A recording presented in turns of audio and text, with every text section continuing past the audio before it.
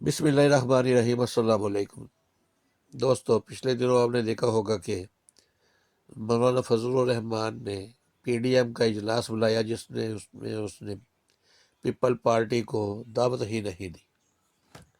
और people party और मौलाना दोनों एक दूसरे के सामने आ गए हैं। इसको आसान लफ्ज़ों में कहते हैं कि मौलाना फजलुर रहमान और आसफ अली जरदारी में तलाक हो गई है। मौलाना फजलुर रहमान ने जरदारी को तलाक दे दी है।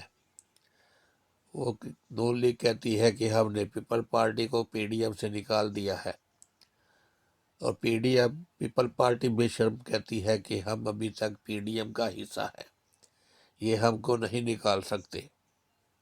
ये दरअसल एक चोरों का टोला है जो कि अपनी चोरी की दौलत बचाने के लिए सारे एक हो गए हैं। और ये चोर इकट्ठे होकर इमरान खान के खिलाफ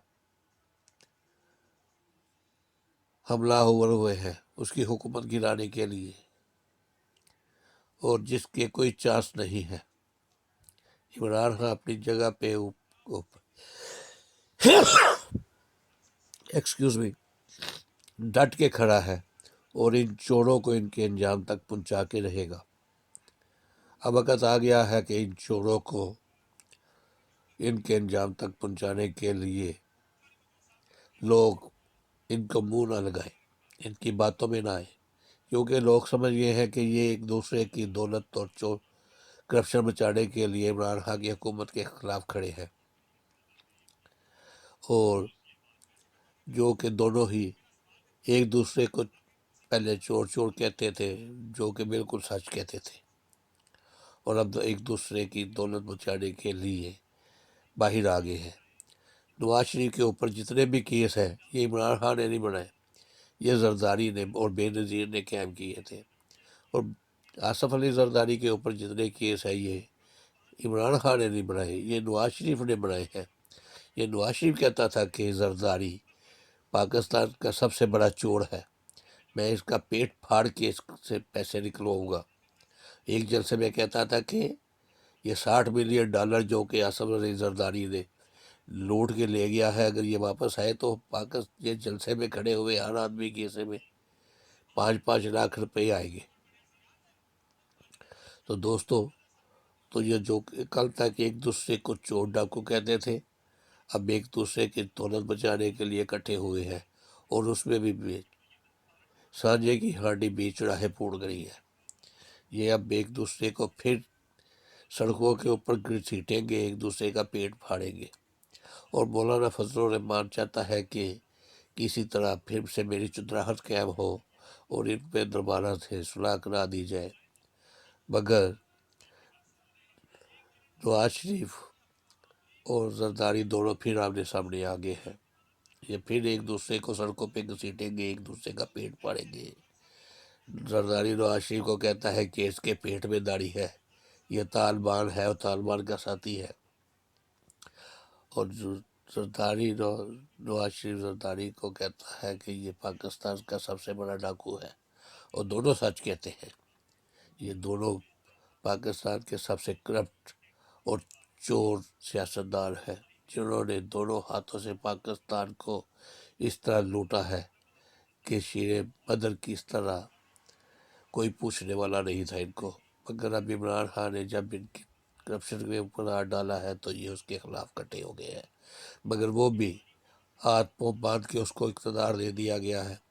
वो भी एक हाथ से आगे नहीं जा सकता। वो जब भी इनके ऊपर हाथ डालता है तो जज, ब्यूरोक्रेसी और जरनैन उसके रास्ते में हायल हो जाते हैं और उसको इनका इख्तिसाम करने नहीं देते।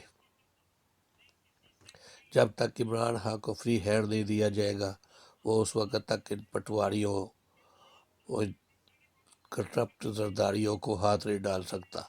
वो इनको पकड़ के जेलों में नहीं डाल सकता। वो जब भी इनको पकड़ के जेलों में डालता है तो पटवारी जज इनके ज़मानतें ले लेते हैं, और ये अजीबोगरीब फैसले करते हैं कि मरीम नवाज़ को अगर गिरफ़्तार करना है तो गिरफ़्तारी से 10 दिन पहले तक उसको इतला देनी होगी, जो कि दुनिया के किसी कानून में ऐसा नहीं है। مجرم کو جب بھی پکڑنا ہوتا ہے تو وہ جس وقت مرضی پکڑ سکتے ہیں۔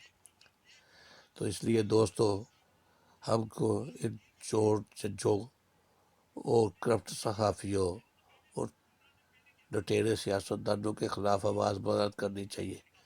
ہم کو لوگوں کو بتانا چاہیے کہ انہوں نے کس طرح پاکستان کو لوٹا ہے، اور ان کی لوٹی ہوئی دولت کو واپس لانے کے لیے جدوجہد کرتے رہنا چاہیے، چاہے اس میں ہم کامیاب ہو یا نہ ہو، تاکہ روز قیامت ہم اللہ تعالیٰ کو کہہ سکیں کہ ہم کرپشن کو برا سمجھتے رہے ہیں، ہم اپنا حصہ ادا کرتے رہے ہیں۔